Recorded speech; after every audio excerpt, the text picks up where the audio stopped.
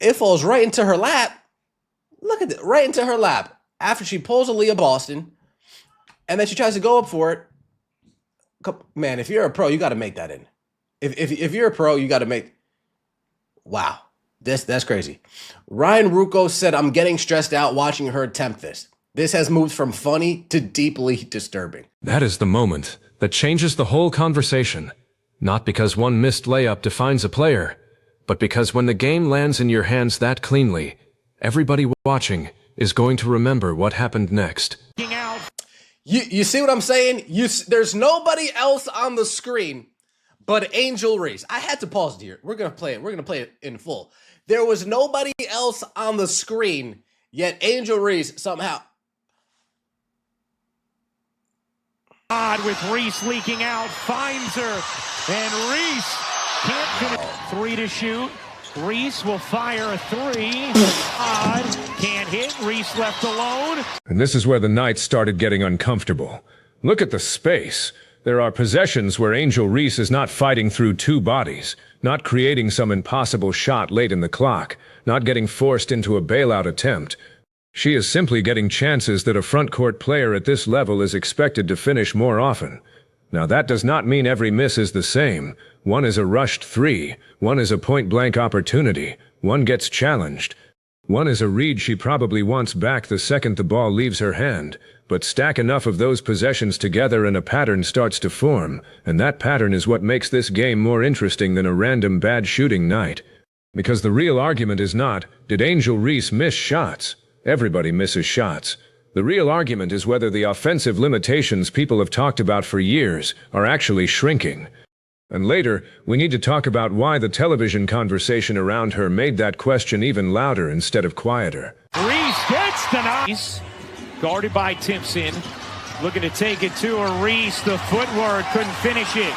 Okot keeps it alive. Gets knocked. What shots to take for control of the game, for floor game overall. As Reese can't finish. And 10 for Indiana right now. Reese, the crossover.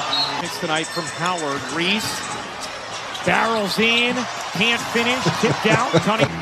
Reese will fire. 5 seconds. Howard launches. Missed it badly. Reese the putback. This sequence is the evidence people are going to use. There is a post touch, there is a drive, there is a crossover attempt, there is contact around the rim, there is a putback chance, different possessions, different defenders, same basic issue. The final piece of the play is not clean enough. And that matters because Reese's value has never been difficult to understand. She rebounds, she creates extra possessions, she plays with force, she can make a game physical, she can impact the glass even when her shot is not falling. Those are real strengths, and pretending they do not exist would make the criticism weak. But a player with those strengths becomes dramatically harder to deal with if the finishing becomes reliable. That is the next step. Not some fantasy version where she suddenly turns into a perimeter scorer overnight, just the basic progression of turning more of these touches into efficient offense. That is why this tape feels bigger than one box score. The question is not whether she had a rough night. The question is whether defenders are still able to live with giving her certain looks because they do not fear the finish enough. Folks, that's bad. That person's going to be wearing the red, white, and blue, representing the U.S. of A. at FIBA World Cups in less than a month. And we can't make simple layups. We have no post moves. Our handle is weak. We can't shoot from the mid, can't shoot from the three-point line. All Angel Reese could do is rebound her own shots and her teammates' shots occasionally and play defense. The host goes nuclear here, but underneath the exaggeration there is a legitimate basketball question. What exactly has improved enough offensively to change the scouting report?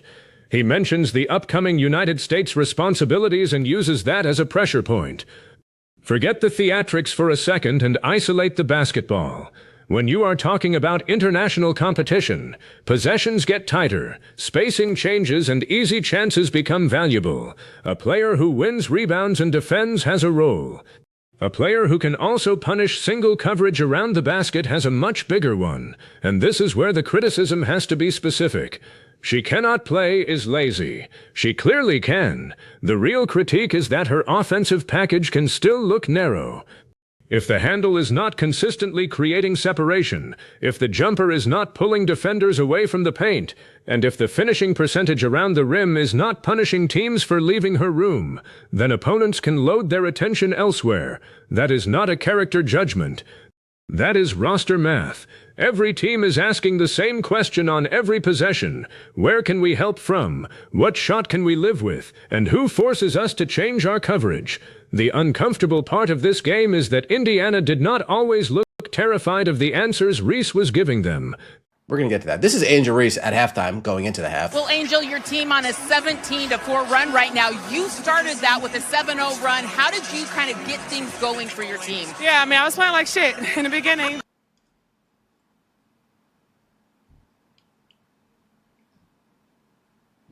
And now the story takes a turn, because Reese herself did something the television panel seemed reluctant to do at first. She admitted she was playing badly. That quote matters. She did not hide from the start. She did not pretend the early misses were great offense.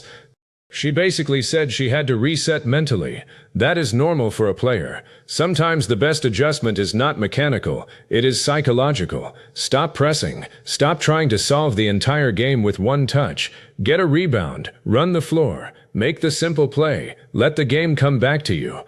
So if you want to defend Reese, this is probably your strongest point. She recognized the problem in real time and tried to change her energy. That is a much better argument than pretending the first half was secretly dominant. But what happens next is exactly why this clip became controversial.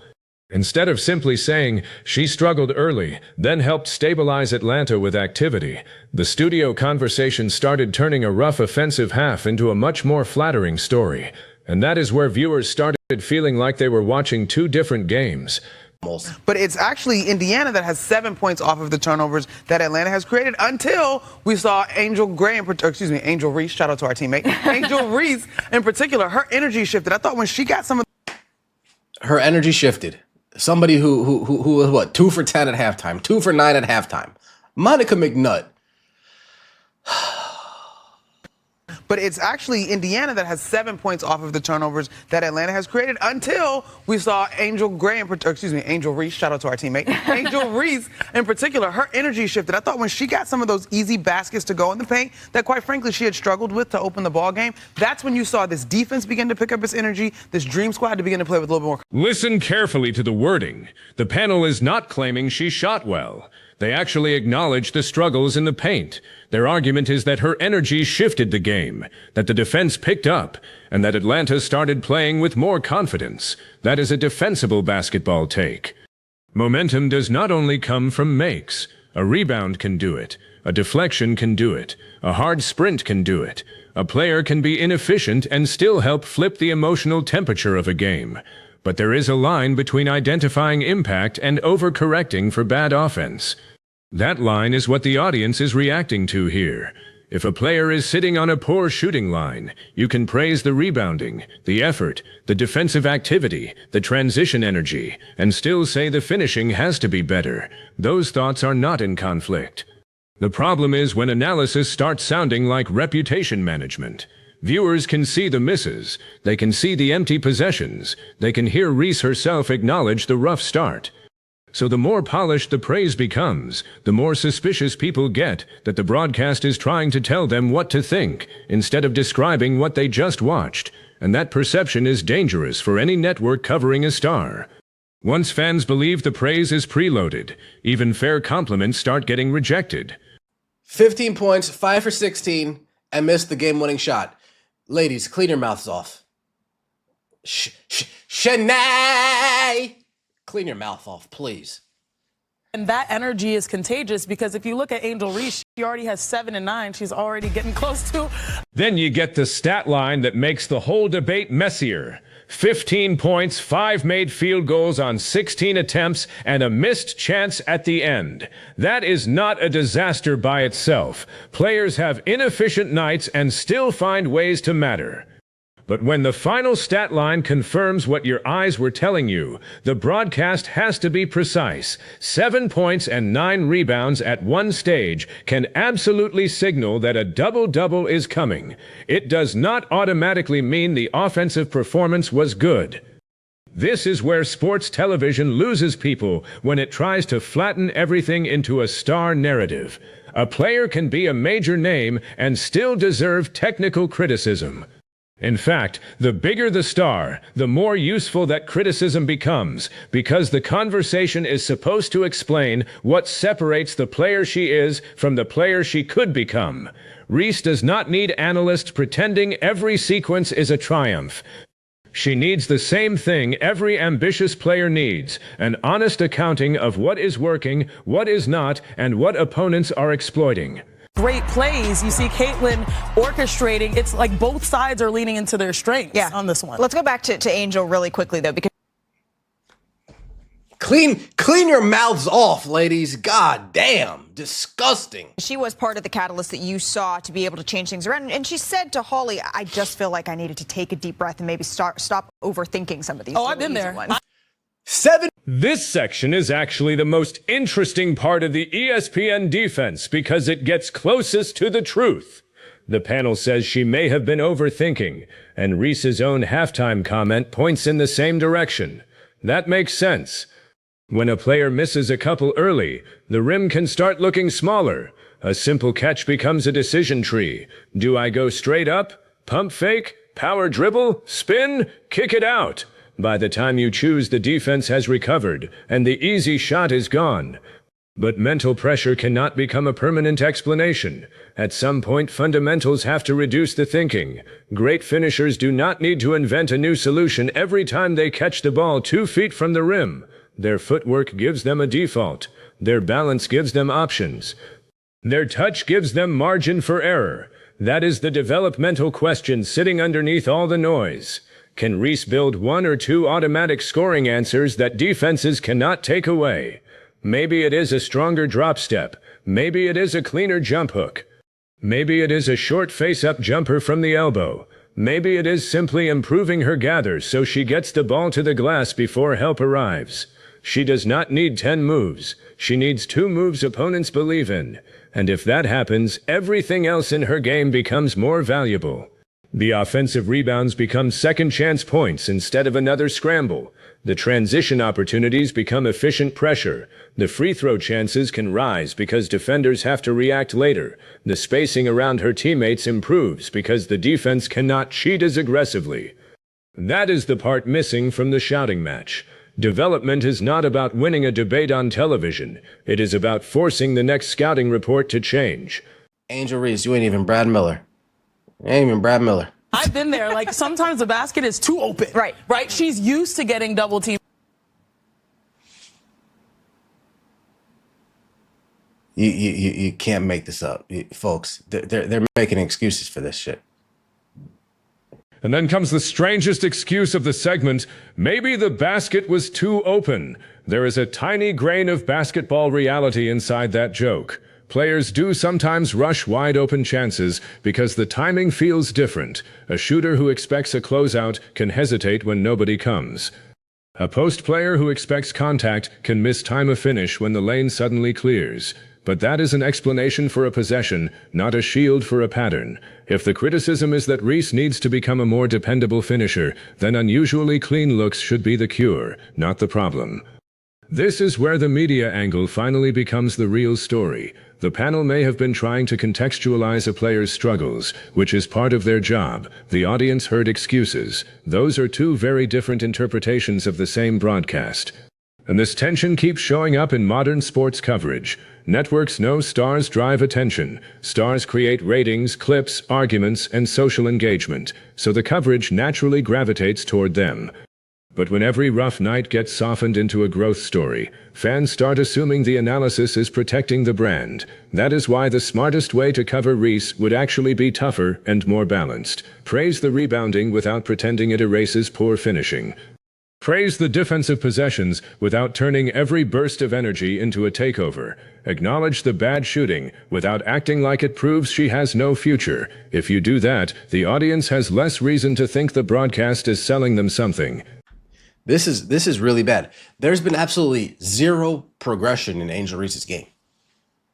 Angel Reese rookie season to now, it's the same player. She hasn't improved finishing around the rim. She hasn't improved the mid-range shot. She hasn't improved the three-point shot. Her handle hasn't improved.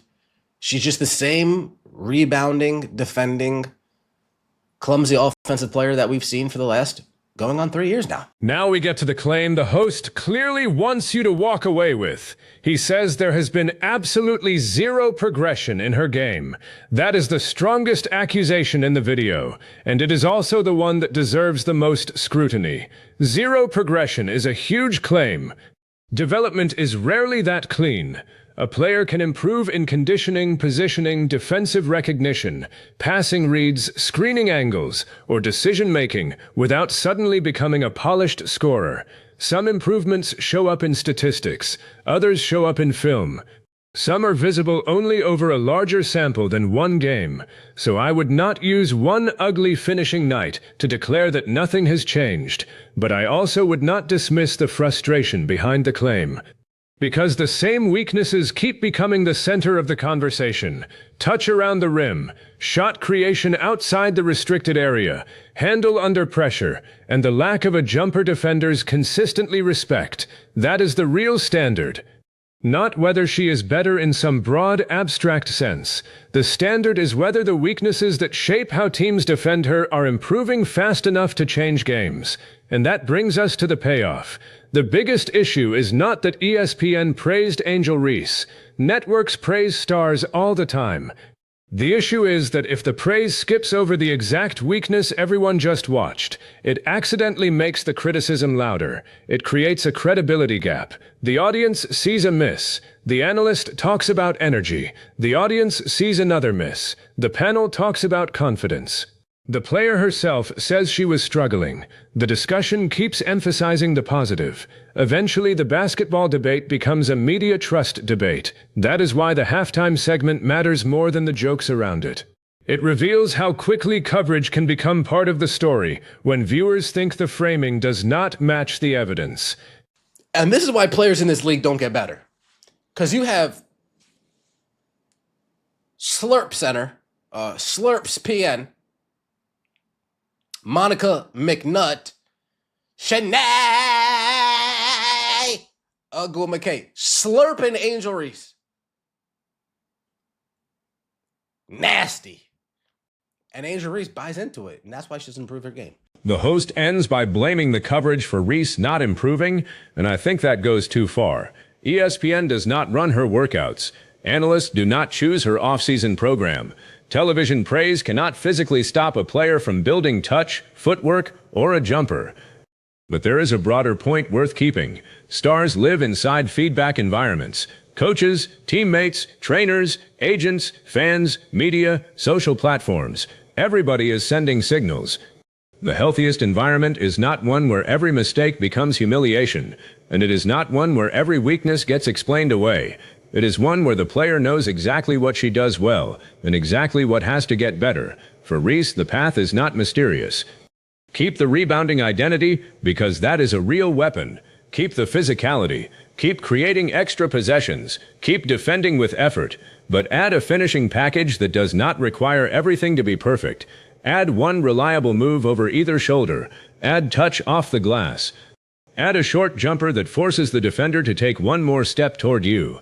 Add enough handle to attack a hard closeout without losing your base. Do that, and the entire conversation changes, because then the clips people use against her start disappearing. The wide-open misses become exceptions instead of evidence. The double-doubles feel more complete. The comparisons become less about popularity and more about impact. And the media does not have to manufacture a flattering angle because the film provides one. That is the challenge sitting in front of her. Folks, do you see how bad this is? Look at this. There's nobody in the frame. She's in a frame all alone. I'm all alone. and she blooped it. And then we have this game winner over here. It falls right into her lap. Look at it, right into her lap after she pulls a Leah Boston, and then she tries to go up for it. Man, if you're a pro, you got to make that in. If you're a pro, you got to make. And this is why that final possession hurts so much if you are trying to defend the performance. The ball falls into a spot where a professional player dreams of getting a second chance, and the finish still does not come. But one possession should not become a referendum on somebody's entire career. What it can become is a checkpoint, a moment you save, revisit, and compare against the next version of the player. That is what I want to see.